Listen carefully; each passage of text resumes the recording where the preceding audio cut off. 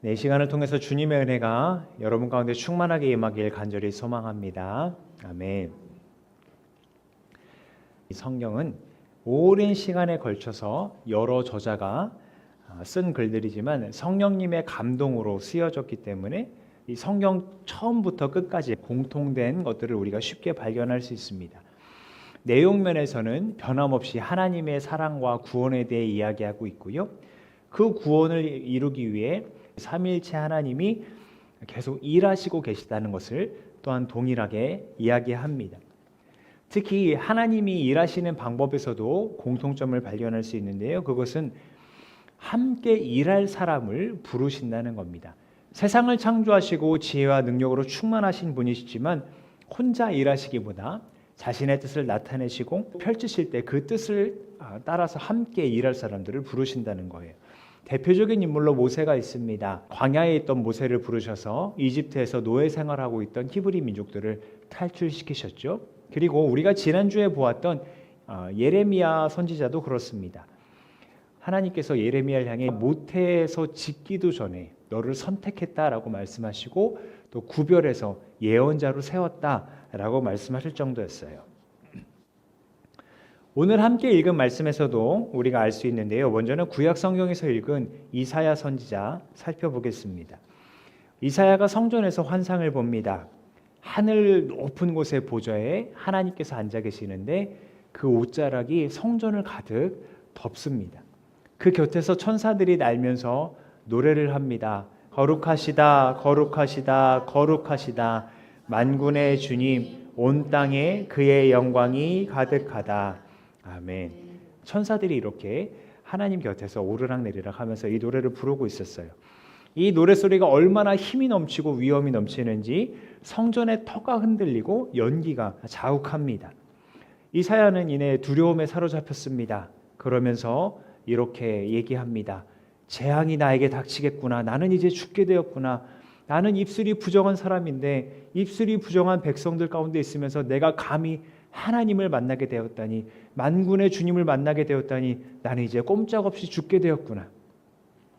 우리가 어떤 더러운 옷을 입고 있다고 한번 생각해 볼게요. 어둠 속에 있을 때는 더러운 게 잘 안 보여요. 근데 밝은 태양빛에 나가면 어떻게 됩니까? 다 보이잖아요, 더러운 게. 이사야의 마음이 지금 그랬던 거예요. 백성들 가운데 있을 때는 자신이 부정한지 몰랐어요. 근데 높으신 보좌에 계신 하나님, 빛나는 하나님을 만나게 되니까 자신의 부정한 모습이 금방 다 드러나게 된 거죠. 그래서 이제 나는 꼼짝없이 죽게 되었구나 두려워하고 있던 겁니다. 그러나 하나님께서는 그렇게 두려워하는 이사야를 내버려 두지 않으시고 천사를 통해서 그를 정결하게 해주셨어요. 그의 죄가 사해졌을 때 이사야는 주님의 음성을 듣게 됩니다. 내가 누구를 보낼까? 누가 우리를 대신하여 갈 것인가? 라고 하는 주님의 음성을 들었어요. 그때 이사야는 뭐라고 얘기했을까요? 그 음성에 이렇게 응답합니다. 우리 같이 읽어볼까요? 시작. 제가 여기에 있습니다. 저를 보내어 주십시오. 이번에는 서신서로 건너가 볼게요. 우리가 서신서로 읽은 내용은 고린도전서 15장이요. 사실 예수 그리스도의 부활에 대한 내용이 주 내용입니다. 그런데 이 15장이 이 부활을 증언하는 가운데서도 방금 살펴본 그 이야기, 주님께서 자신의 일을 할 사람들을 부르신다는 그 특징을 또한 발견할 수 있어요. 사도 바울이 부활을 증언하는 가운데 자신에 대해서 뭐라고 얘기했냐면 맨 나중에 달이 차지 못하여 난자와 같은 자다라고 스스로를 그렇게 표현했어요. 왜 이렇게 얘기했냐면 예수님의 12제자들은 예수님과 함께 다니면서 사도가 되었지만 그럴 때 이 사도 바울은 교회를 핍박하던 사람이었거든요. 교회를 핍박하던 중에 언젠가 다마스쿠스라는 곳에 그리스도인들이 있다는 얘기를 듣고 잡으러 가던 중에 강렬한 빛과 음성으로 자기를 찾아오신 주님을 만나게 돼요. 그래서 그 예수님을 만나고 인생이 180도 바뀌게 됩니다. 그래서 더 이상 교회를 핍박하기보다 자신에게 나타나신 예수님을 증언하는 사람이 되었어요. 그래서 맨 나중에 그런 사도가 된 사람이다 자신을 이야기하고요. 그래서 그렇게 변화받은 사도 바울은 성경대로 그리스도께서 우리 죄를 위하여 죽으셨다가 성경대로 묻히셨다가 성경대로 사흘 만에 살아나셨다라고 증언하는 사람이 되었습니다. 이렇게 주님께서는 자신의 일을 할 사람들을 부르신다는 것 여러분 기억하시고요. 오늘 복음서 내용에서는 조금 더 직접적으로 그 특징이 나타납니다. 복음서의 내용을 다시 한번 살펴보면요. 예수님께서 게네사렛 호숫가에 가셨는데 사람들이 물밀듯이 예수님에게 오는 거예요.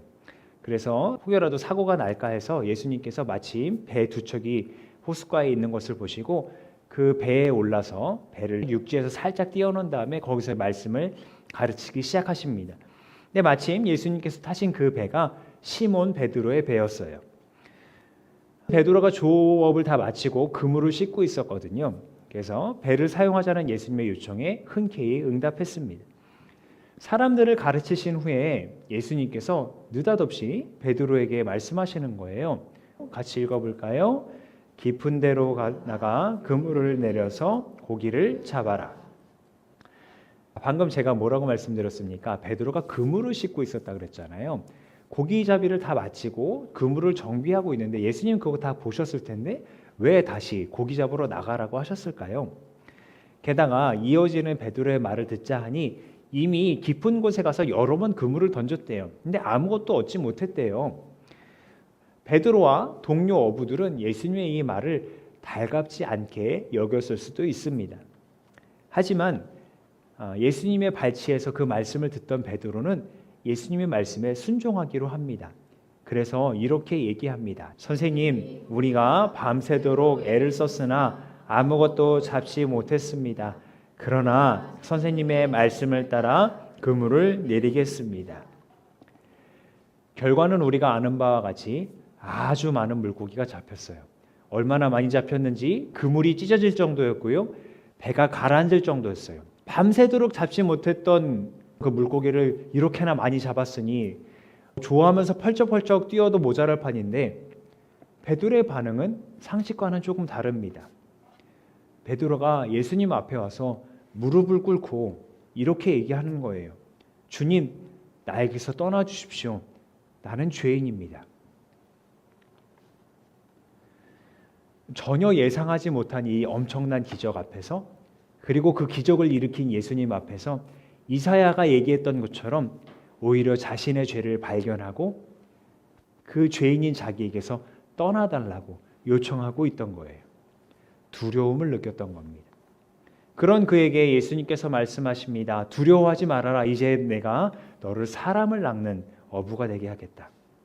네가 사람을 낚을 것이다 말씀하신 의미는 사람을 취하다, 사람을 사로잡다라는 의미도 있지만 더 근본적으로는 심판으로부터 사람을 낚아채다라는 의미가 있다고 합니다. 이 말을 뒤집으면 뭐겠어요? 심판으로부터 끄집어내다, 구원한다는 얘기잖아요. 그러니까 예수님께서 이 땅에 사람들을 구원하기 위해 오신 그 목적을 이루기 위해서 베드로와 함께 일하자고 부르고 계시는 거예요. 나와 함께 저 멸망으로 가는 사람들을 끄집어내는 어부가 되자라고 말입니다. 자, 이렇게 방금 본 오늘의 세 가지 이야기에서 공통점은 뭡니까? 만나주시고 죄인인 것을 깨닫게 하시고 그래서 죄인인 걸 깨달았을 때 두려워하는 그에게 평안을 주시고 안심하게 하시고 그리고 함께 일할 수 있는 사명을 주신다는 거예요. 그래서 우리는 이것을 부르심의 구조라고 한번 불러보도록 하겠습니다. 부르심의 구조. 이 구조대로 이사야서 말씀을 다시 한번 생각해 보시면 하나님께서 이사야에게 나타나셔서 이사야가 놀라면서 나는 죽게 되었구나 죄인이구나 할 때 두려워하지 말라고 정결케 해주시고 심판의 메시지를 전할 수 있도록 사명을 주셨어요. 바울에게도 마찬가지죠. 교회를 핍박하던 사울에게 나타나셔서 그를 변화시키시고 사울이 아니라 바울로서 그리스도의 부활을 전하는 사도가 되게 하셨어요. 복음서 말씀에서도 시몬에게 나타나셔서 기적을 베푸셨을 때 그 기적 앞에서 자기가 죄인이라며 자신을 떠나라는 그 사람을 오히려 네가 사람을 낚는 사람이 되게 하겠다라면서 제자로 삼으셨어요. 이것이 바로 오늘 세 가지 이야기에서 발견되는 부르심의 구조입니다. 만나고 죄인 것을 깨닫게 하시고 그래서 두려워할 때 평안을 주시고 사명을 주신다는 것. 부르심의 구조요. 자, 이 부르심의 구조에서 가장 중요한 것은 사실 아프지만 이 죄인임을 깨닫는 단계입니다. 우린 이것을 실패의 자리다라고 부를 수도 있겠어요. 여러분 생각해 보시죠. 세상의 이치라면 자신의 전문 분야에서 성과를 내야, 아니면 무슨 업적을 쌓아야, 아니면 돈을 많이 벌어야 그 사람을 인정하고 같이 일하자고 불러요. 근데 예수님은 정반대 상황에서 부르고 계세요.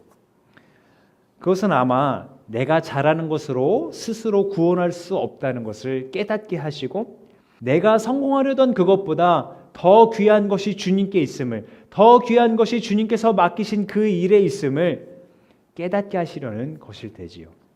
그러니까 오늘 복음서 말씀에서도 밀려드는 많은 사람들 가운데 베드로를 부르셨는데, 생각해보면 그가 배를 가지고 있었거든요. 그런데 그가 배를 가지고 있었다고 정말 성공하고 행복한 인생이었나요? 오히려 그 배를 가지고 고기를 잡으러 갔다가 아무것도 잡지 못해 공허한 인생 아니었냐고요. 그물질로 잔뼈가 굵은 그였지만 자신의 힘보다, 자신의 기술보다, 자신의 능력보다 예수님 말씀 한마디로 더 많은 물고기를 잡는 것을 보고 베드로는 엎드릴 수밖에 없었던 거예요. 그런 그 실패의 자리에서 예수님은 베드로를 부르셨어요. 물고기가 아니라 사람을 낚는 사람이 되게 하겠다고요. 그 실패의 자리에서, 연약함의 자리에서 주님은 일꾼으로, 제자로 부르셨습니다. 그래서 조심스럽지만 여러분에게 권면하기는요, 만약 여러분의 인생이 여러분의 뜻대로 혹은 계획대로 잘 되지 않았던 경험이 있거나 혹시 지금 그런 상황에 계시다면, 혹은 그럴까 봐 걱정이 되시다면, 그 실패의 자리가 주님을 만나고 주의 부르심을 확인할 수 있는 자리라는 것 기억하시기 바랍니다. 나의 힘과 지혜와 능력으로 성공을 향해 달려가던 것에서 넘어져서 절망 중에 있을 때 주님께서는 말씀으로, 또 기적으로, 영광으로 우리에게 나타나셔서 우리 스스로는 구원할 수 없는 죄인임을 깨닫게 하시고, 그렇기에 주님만을 의지할 수밖에 없도록 이끌어 주십니다. 혹여 아직 큰 실패나 고통이, 또 그런 경험이 없을 수도 있겠습니다만, 그것이 닥쳐올까 봐 걱정하기보다 그런 일이 벌어졌을 때 이제 주님을 만나고 그의 부르심에 응답할 때이구나 라고 믿음으로 반응할 수 있는 여러분이 되길 바랍니다. 사실은 어제 저녁에 몸이 많이 아프신 분을 한 분 뵙고 왔어요. 전혀 모르던 분인데 타지에 계신 그분의 가족들이 이분에게 복음을 전해주고 기도해줄 목사를 찾고 있다, 건너 저에게까지 연락이 와서 이제 시간을 쪼개서 가게 된 거였어요. 만나보니까 이분이 학생 때는 교회 출석도 잘 하시고 열심히 하셨다는데, 사회생활을 시작하면서 신앙생활도 그렇고 또 가족과의 연락이 끊길 만큼 그 삶의 무게가 엄청났나 보더라고요. 그리고 끝내 그것이 몸의 병으로 찾아왔고요. 그래서 제가 감히 그 아픔을 이해한다 말하기 어려웠고 그저 주님의 은혜를 구할 뿐이었지만, 그분을 만나면서 오늘 말씀에서처럼 그 고통의 자리에서, 그 실패의 자리에서 자신을 부르시는 주님을 만났으면 좋겠다. 누구보다 자신을 사랑하시고 그래서 구원의 자리로, 회복의 자리로 부르시는 주님을 만나면 좋겠다라는 간절한 마음이 있어 그렇게 기도해드리고 복음을 전하고 왔습니다. 자, 이렇게 이야기하다 보니까 꼭 우리가 실패를 당해야 된다고 제가 지금 주문을 외우고 있는 것 같은데, 절대 여러분이 실패하길 바라는 건 아닙니다. 다만 우리의 성공의 기준을 나의 기준에서 주님의 기준으로 바꾸자는 이야기를 드리고 있는 거예요. 나에게는 실패일 수 있어요. 나의 인생 가운데 내 마음대로, 내 계획대로 이루어지지 않는 것이 나에겐 실패일 수 있어요. 그런데 주님께는 그것이 기회로 보여진다는 거예요.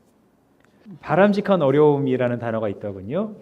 학습 방법론에서 사용하는 용어인데, 공부할 때 어렵다고 수학 문제 안 풀면 다음 문제를 넘어갈 수 없다는 것처럼 그걸 반드시 풀어야 더 다음 문제를 풀고 좋은 성적을 거두게 한다, 이런 의미입니다.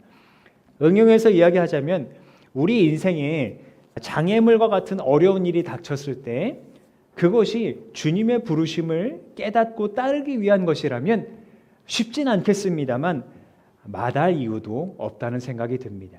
마치 오늘 복음서 이야기의 끝에 나타난 베드로와 이 동료들의 행동처럼 말이죠. 그들이 어떻게 했나요? 배를 무태 댄 뒤에 모든 것을 버려두고 예수를 따라갔다고 합니다. 세상 사람들 눈에 보기에 이들의 행동은 참 어리석었을 겁니다. 어쩌면 이 행동 자체가 실패처럼 보였을지도 모릅니다. 그러나 그들은 어느 누구보다 어느 것보다 소중한 예수님을 붙잡았던 거예요. 세상살이의 어려움은 있었겠죠. 예수님을 따라다니는 사이에 세상살이 어려움은 있었을 겁니다. 그러나 예수님을 따라다니면서 사람을 낚는 어부가 되었으니 그 어려움이야말로 아주 바람직한 어려움이었던 거죠. 실패의 자리에서 말씀으로, 때론 기적으로, 때론 영광의 모습으로 자신을 나타내시는 우리 주님을 기억하고 또 기대하는 여러분이기를 바랍니다.